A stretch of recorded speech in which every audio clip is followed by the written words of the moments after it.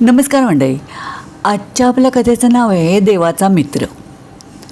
एक छोटी मुलगी रणरणत्या उन्हात पाणी भरून आपल्या घरी निघत होती.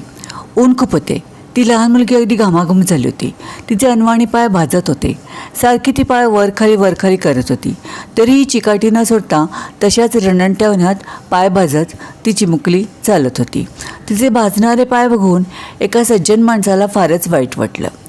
त्याने समोरच्या असलेल्या दुकानातून त्या मुलीसाठी एक चप्पल खरेदी केली आणि त्या मुलीला दिली.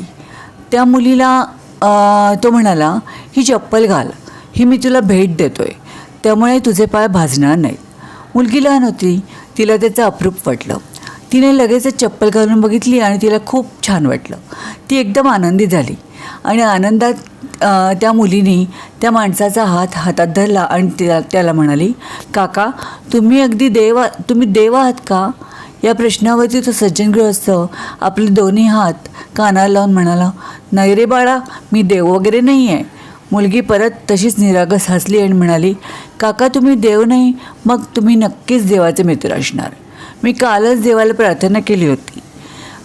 माझे पाय खूप भाजतात आणि मला चप्पल हवे आहे. देवानं आता तुम्हालाच पाठवलं आहे, म्हणजे तुम्ही देवाचे मित्र नक्कीच असणार. हे वाक्य ऐकताच त्या सज्जन माणसाने त्या मुलीला जवळ घेऊन 2 वाक्य बोलून त्याने त्या मुलीचा निरोप घेतला. संपूर्ण वाटेत त्या सज्जन माणसाच्या मनात एकच विचार घोळत होता, आपल्याला देव होता येत नाही, पण देवाचा मित्र होणे मात्र आपल्याला सहज शक्य आहे.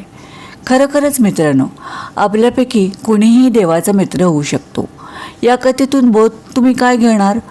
स्वामी विवेकानंद म्हणायचे, ज्याला चालत्या बोलत्या माणसातला देव कळत नाही, त्याला दगडातला देव काय कळणार?